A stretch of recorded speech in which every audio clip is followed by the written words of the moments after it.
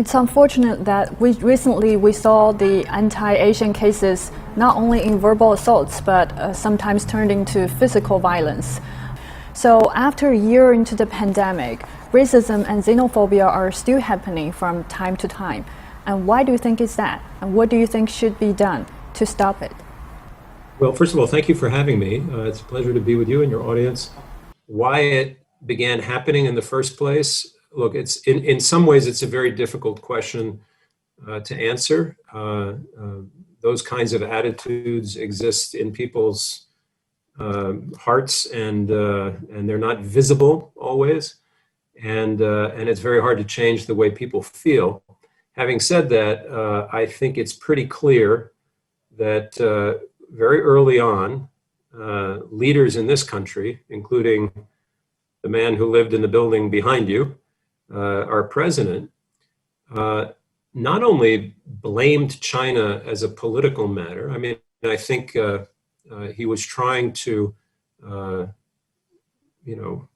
place blame somewhere other than his own government and his own leadership for what was going on in this country, and it just got worse and worse. And I think when the leader of any country uses the public space and the microphone and the reach that that person has, not to mention social media, it's a huge thing, of course, for Mr. Trump, and uses it in this way, then I have to believe people who feel a little bit like that already, then they feel very comfortable because, look, my president is saying the same thing, so maybe I can do it too. Congresswoman Judy Chu held a press conference two weeks ago.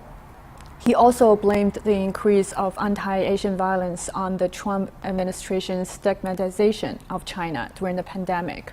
You've also criticized that, but also Judy Chu called on Congress to pass the 2019 No Hate Act. And what do you think of this No Hate Act?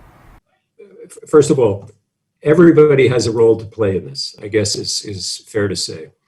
I was very happy to see President Biden pass an executive order early on condemning racism and xenophobia against Asian Americans and Pacific Islanders. The No Hate Act is more, I believe it's an effort to help local communities and local governments to do a better job with hate crime reporting. So it's a very specific thing. I'm grateful and I'm happy that that lawmakers are thinking about this.